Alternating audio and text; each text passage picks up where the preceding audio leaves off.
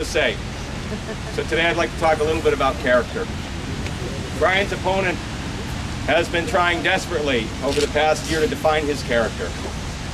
So I think I'll help him out a little bit today. Character is defined by what we do when the cameras aren't on us.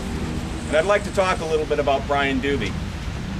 On September 11th, when the infrastructure, the communications infrastructure in New York was devastated, Brian, using his connections as a lieutenant governor and as a military pilot, didn't follow the red tape. He called directly to Washington. And not single-handedly, because it took a huge effort that day, but his effort was significant towards restoring the communications infrastructure in New York and making sure that first responders got the tools they need. After doing that, Brian went immediately to the home of one of the pilots who he knew well to comfort his family. Cameras weren't on him. After doing that, Brian jumped in his jet and patrolled the skies and kept America safe. And the cameras weren't on him. And that, ladies and gentlemen, is how we define the character of Brian Dubie. Yep. And don't kid yourselves if you think he doesn't. But he has the heart and the soul of a father, a great husband, a good neighbor, and a fantastic friend. Thank you. Ladies and gentlemen, I am proud. I'm proud of Brian for the campaign he's run. I'm proud of Penny for the campaign she's run, because you don't do it alone. And I am proud and honored to introduce the next governor of the state of Vermont, Brian Dubie. Well, Tom and Karen and all the candidates that are here today, for all of you that are here, a special thanks to Mary Lou Booth for your help today. Mary Lou, thank you. It's great to be here. We just left Williston, our campaign office. We had a huge crowd. The governor sent us off. This is day 2 of a 4-day statewide tour. We're so great. It's so great to be here once again in Barrie. We were here just a short time ago with the mayor and Karen. We're so excited with the momentum of this campaign. We have over 11,000 fans on Facebook. We set a goal early on knocking on 50,000 doors. This weekend we're going to knock on over 100,000 doors. We've got so many young people that are helping us in this effort. Volunteers, there's Lindsay and other volunteers that are here with us today. We've got a really simple message as we knock on the doors this weekend.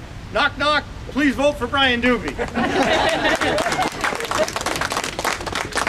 This campaign is, as I said, we're so encouraged by the endorsements that we received, the support that we received, the momentum that we have. We're so grateful that the Barrie Montpelier Times-Argus has given us their endorsement. Wow. We're encouraged by the endorsement of the Rutland Herald. We're encouraged by the endorsement of the Manchester Journal, the St. Albans Messenger, and the Caledonia Record. We're so encouraged by that. We're also encouraged by many other groups that have endorsed this campaign. The Vermont Realtors Association. John, thank you very much. The Vermont Realtors Association. The Vermont Home Builders Association. What's that? The National Federation of Independent Businesses that represent 1,800 small businesses. The Vermont Sheriff's Association. The Vermont Police Association. The IBEW. We're so encouraged by the endorsements that we've received. Yeah, the truckers. But more importantly, we're encouraged by the endorsement of 1,000 Vermonters like you that signed on and said, Brian, we appreciate your positive message for Vermont.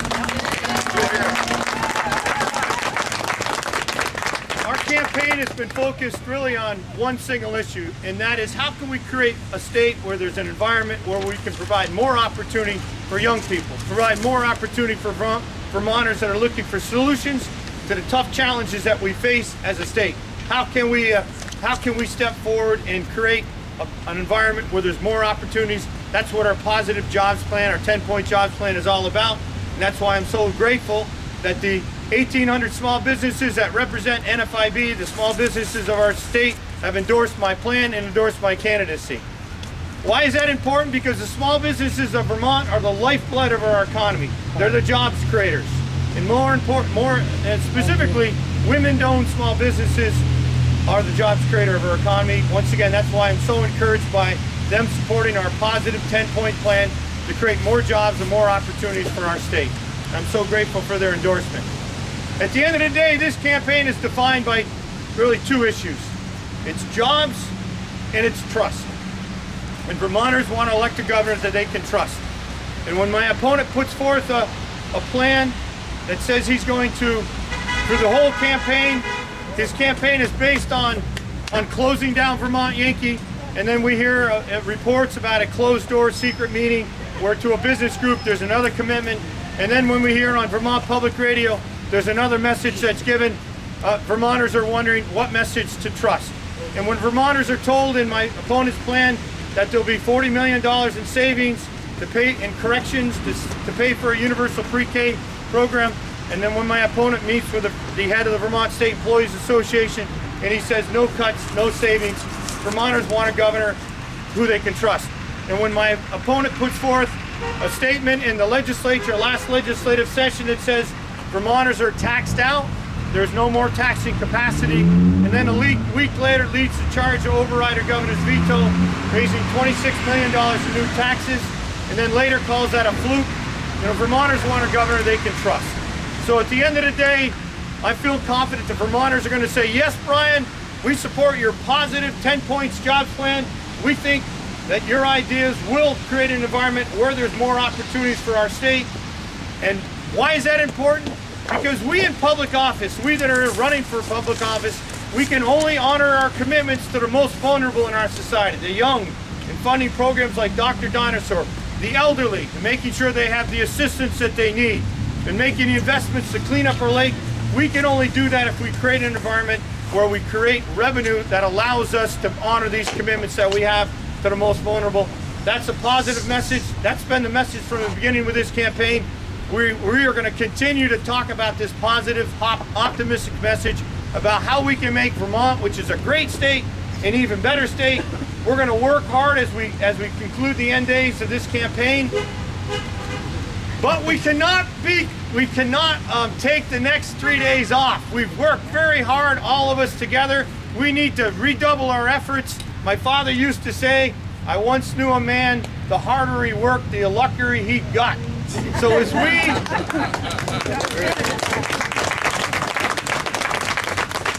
conclude this campaign, could I ask you please to make 50 phone calls, to join with our volunteers as we go out and knock on over, as I said, $100,000 this weekend, to help us reach out to your friends and neighbors who maybe this isn't the most important thing in their life because they're maybe dealing with a sick child, or maybe they're struggling with a job, they're struggling with school.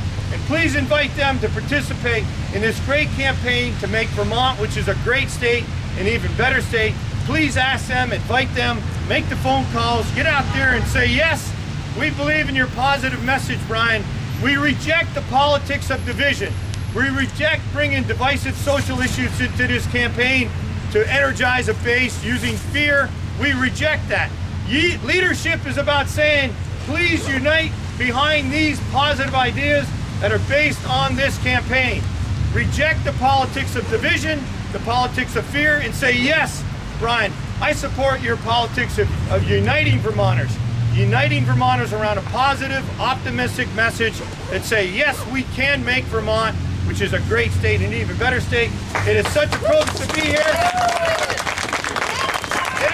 It is such a privilege to be here today with Penny, my wife Penny, and all of you.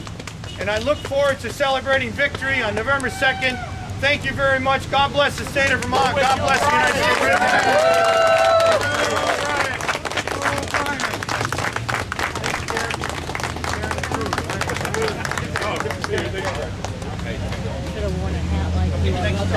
Thank you very much. Did you? I love it. I love it. I bet you did too. Did you have the accent? Well, thank you. My mother could do that accent. Oh, I wish I could have picked it up. Thank you. Yeah. It's slippery with the leaves. I know. I've been on my rear here several times.